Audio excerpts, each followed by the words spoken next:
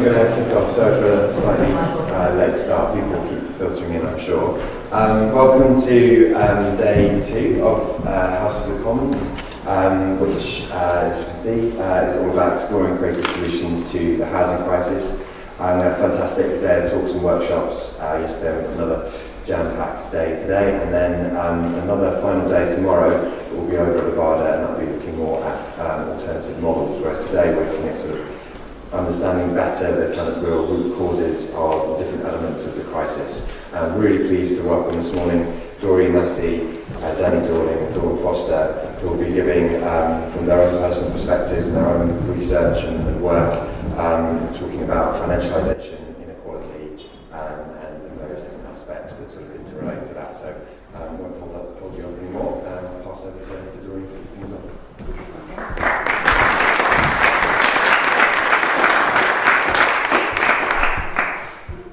Hello, thanks for getting up earlier. I have to say, Dawn and I came from London, so we got up extremely early, so if we suddenly keel over in the middle of things, you know why. I think the task I've been set is to try and think about the housing crisis in a broader context, particularly in the broader context of what we've come to call, though we all know it's inadequate, neoliberalism. And that's what I'm going to do. And in a way, I mean, I guess the headline is that the current housing crisis is both utterly emblematic of and also a crucial nub of the functioning of neoliberal economy and society in the UK at the moment. And in that sense, I think an immediate political lesson is that when we're addressing questions that seem specifically to be about housing, we should draw out from them the much bigger issues that they relate to. Because this is about the whole structure, in the end, of economy and society in the UK today. And I want to begin by saying that although we're all here today and there are other things going on, I'm talking again next Friday in London, there's a whole host of things going on at the moment about the housing crisis, and it seems to us to be peculiarly acute at the moment. It is peculiarly acute at the moment, and it seems in a way to be new. One of the things I think it's quite important to understand is that its roots, the roots of the current housing crisis, lie in a very long, centuries-long history. And in particular, they lie in the long dominance of UK economy and society by class interests that are based in finance and in land. And that becomes, over time, over the centuries, land and property. These are interests that, I mean, as well as a millennium-long history, they derive very importantly from empire. So that's a link we can already, a political link we can already make. They have roots in the clearances in Scotland, in the enclosures in the 17th, 18th and 19th centuries in England. They are finance and landed interests are utterly embedded in the British class system. And in that sense, they've never been overthrown by productive capital, if you like. And they utterly shape, I think, the class nature and the economic structure of the society that we live in today. It's an elite class power. It's waxed and waned over time. I mean, looking around the room, many of you won't remember, but there was a period post-war up until the 60s when they were challenged, and on numbers of occasions over the centuries, landed interests and finance interests have been challenged. They've waxed and waned, and they've been challenged, and they've changed their form over time. But they have persisted. They have a remarkable ability to, in the end, maintain their power in economy and in society. And over the last 30, 40 years of the neoliberal settlement in this country, which succeeded what we call it the social democratic settlement, the post-war social democratic settlement, I think one of the most crucial things that has happened is that finance and landed capital have come together in very, very important ways. And the whole economy has become financialised in that kind of way, and housing and property and land have been at the centre of that financialisation. Together they have blossomed, they have become much, much bigger and much more heavyweight within the functioning of the economy than they were before, and of course they have become globalised. And that is utterly central to what we're talking about here today. MIPIM, the conference that is going to be held in London, is a kind of atrocious indicator of just how that elite power sees Britain's functioning as an economy and its role in the world. I think, was it you that said in Red Pepper that is Boris opening this conference? Boris Johnson? It's extraordinary. I mean, those class interests are utterly wrecking the geography of London as a city. It's the most, geographically, it's a completely dysfunctional city, and yet there he is, going to welcome the people that are, in large part, responsible for the making of that city so utterly dysfunctional. You can see there immediately the class interests that are at stake. And the current housing crisis, then, is one of the results of that combination of forces. We've got house builders who are no longer really producers, who just make more money from holding land than in producing houses. We've got globalisation of financial investment, not just in cities but also in the countryside, buying of fields and farmland throughout the country, and a rise in house prices as a result of this new articulation of finance and land and property together under neoliberalism to become one of the centerpieces of the current economy. And what my argument in that first point is just to say that that is really just a new articulation of a long, long history that Britain has lived through where those interests have been so powerful. What we need, though, I think, really to understand, and I think most of the people here you will understand it, is that interests in land and property, investors in land and property and in finance are not actually producing anything. What they're about is buying and selling. They're about buying, holding and buying and selling assets. And that's a completely different economic activity from investing in a productive activity from which you get profits. We all have our critique of that. That's what Capital was about, all 3 volumes. This is about simply buying and selling. There is no intermediate process that goes through a production process.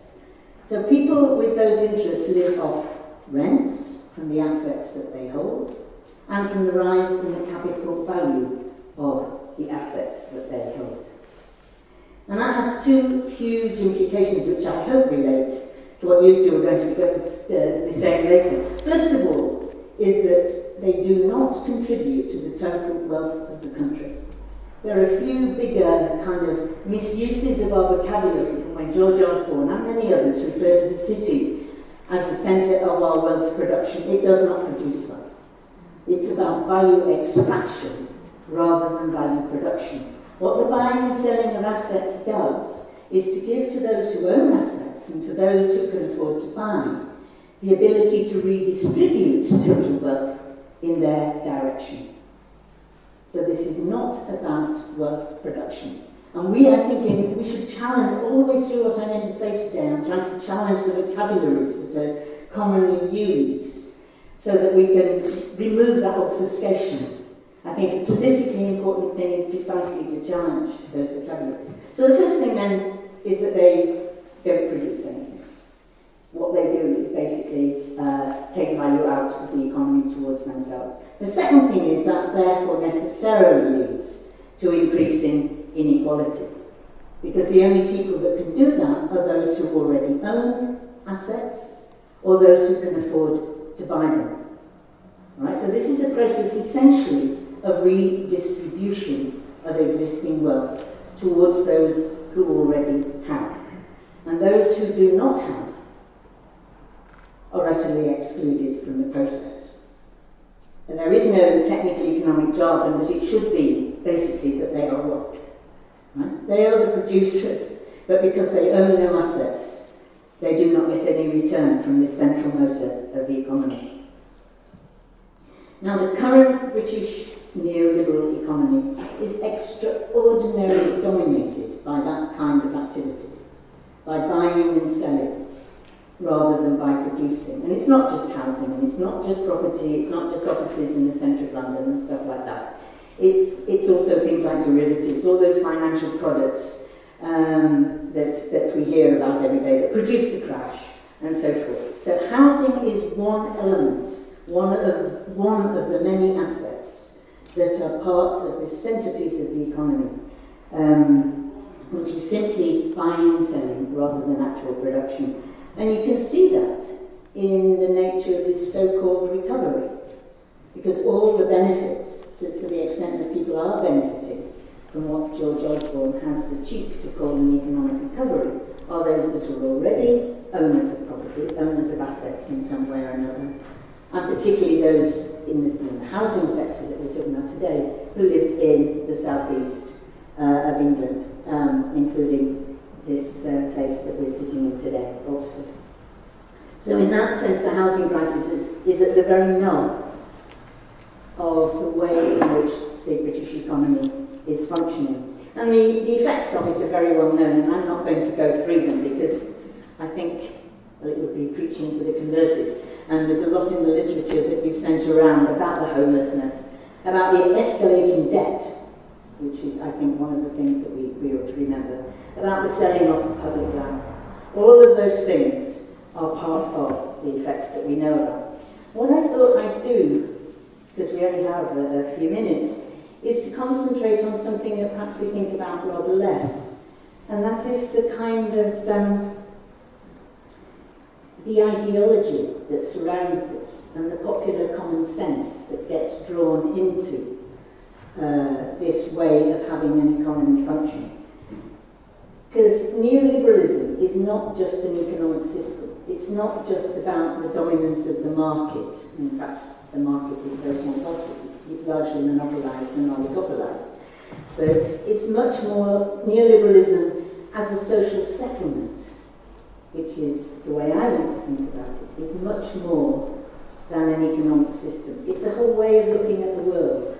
It draws us into a different way, a particular way of understanding the world, a particular kind of common sense.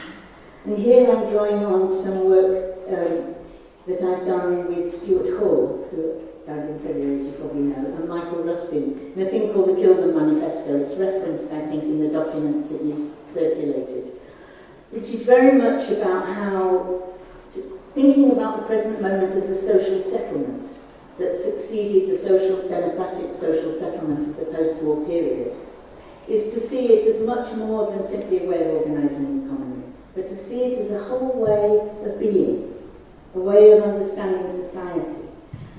Many of you here are too young to remember that in the 50s and the 60s, one of the advantages of being old is that you know that things were once different, and therefore the hope is that they could be different again. In the 60s, believe it or not, and in the 50s, the word public, like public sector, public worker, was seen as being good. It was not a term of abuse.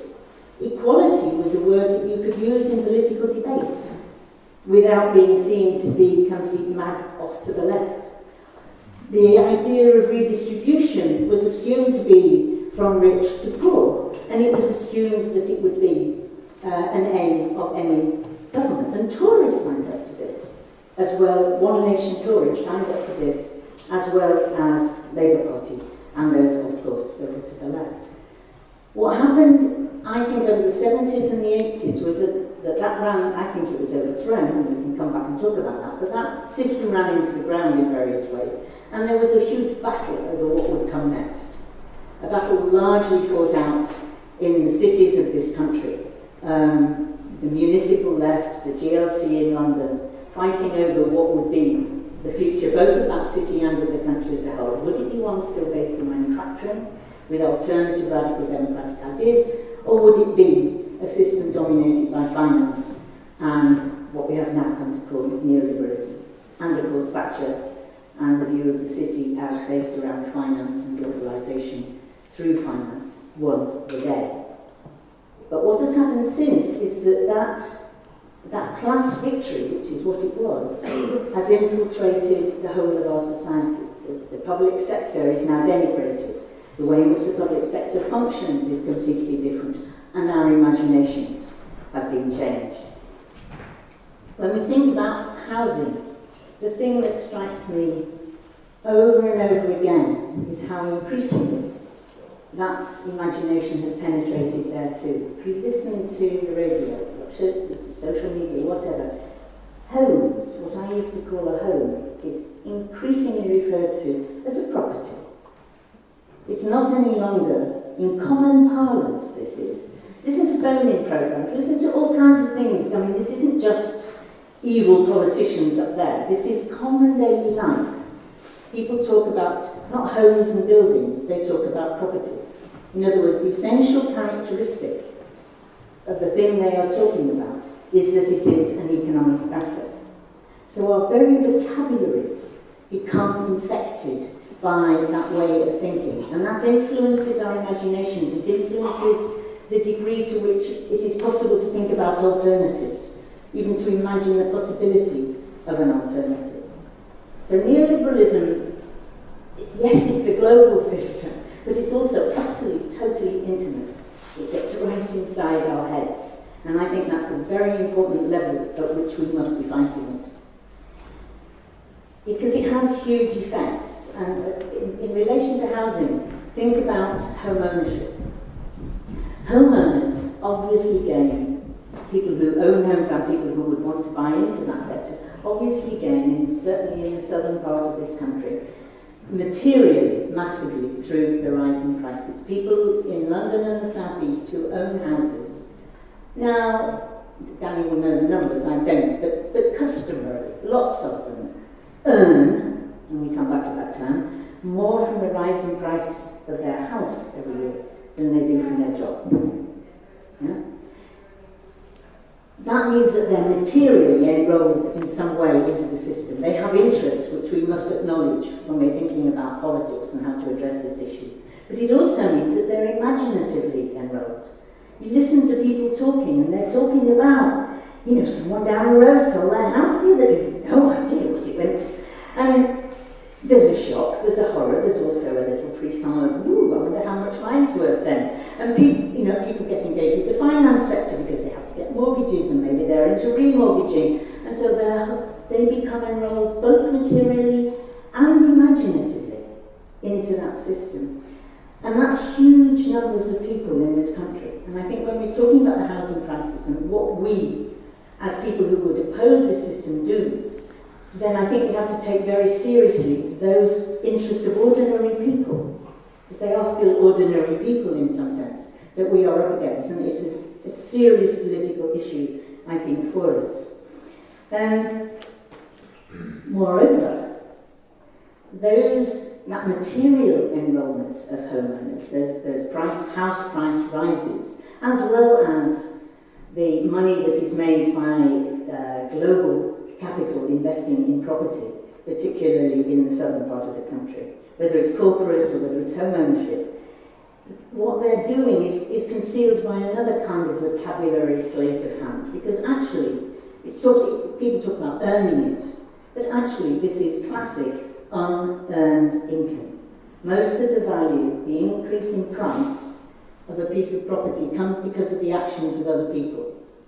It is socially produced increase in price, right? I'm not certain about this, I think the price of my flat, which is half the size of this room, went up when they built the Jubilee line. Now that was social investment. If I ever sold my flat, I would be privately appropriating social investment. So the private appropriation of what we have as a society created, that is unearned income. And we should make that clear. Cameron is always going on. One of his central political things is he is totally against, and he can say it in a kind of smooth and convincing way that I can't, but he is totally against a something-for-nothing society. Now, quite apart from questioning quite what he did to earn the inheritance that he inherited, he and Osborne and the rest of them, have presided over an economy which is precisely, quite centrally geared around getting something for nothing in that way, the buying and selling of assets. Unearned income in the sector that we're talking about is precisely something for nothing.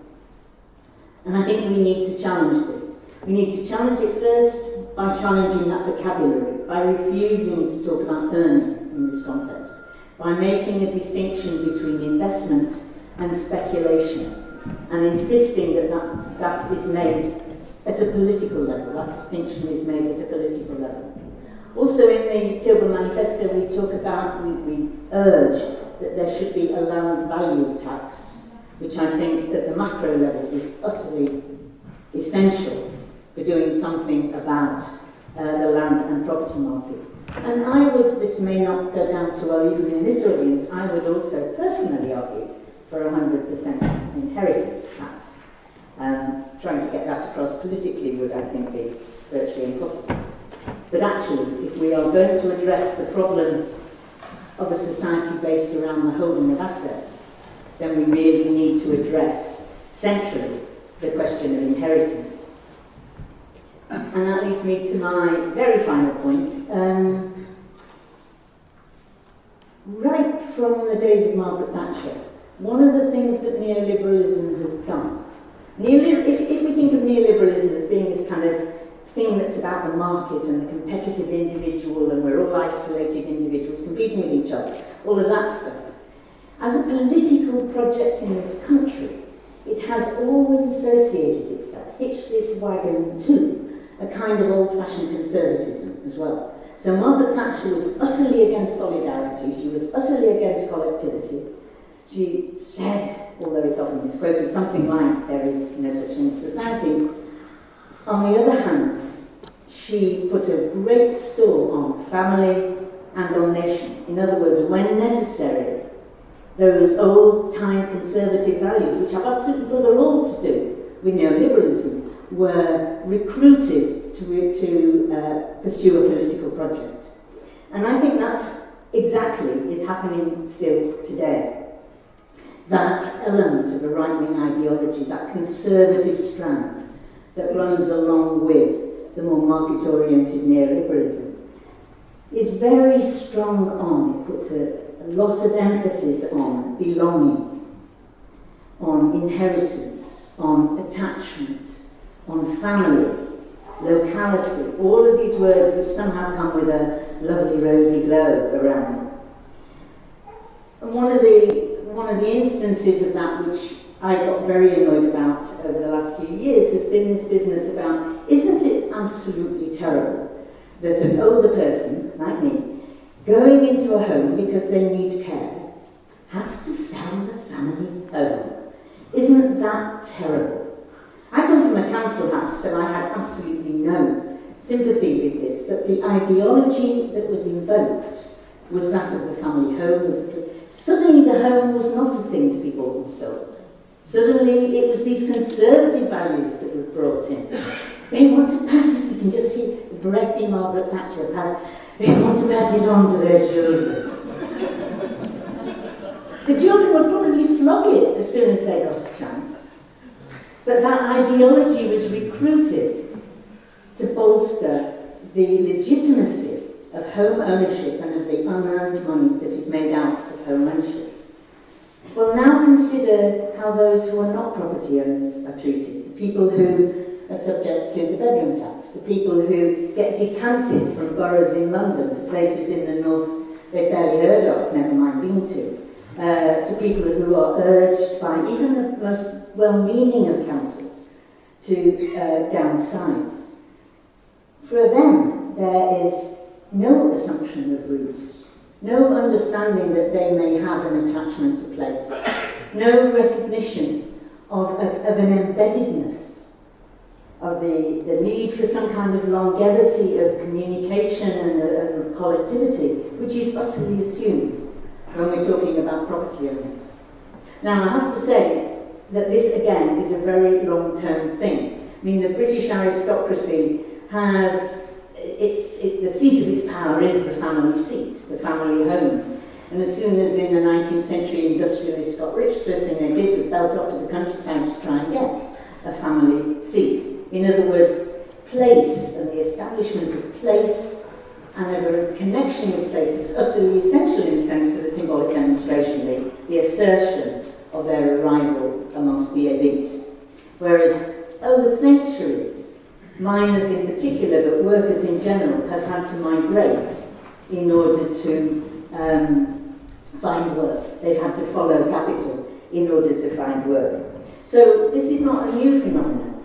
It's got a long history, but I do think today there is an increasingly vicious divide. And this is unfortunately between the people, amongst the people. It's what Mao's old contradictions amongst the people here. This is not just between an elite and all of us.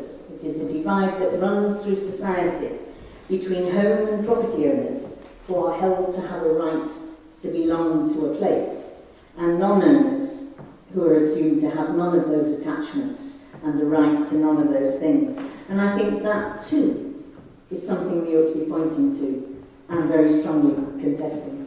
Thanks.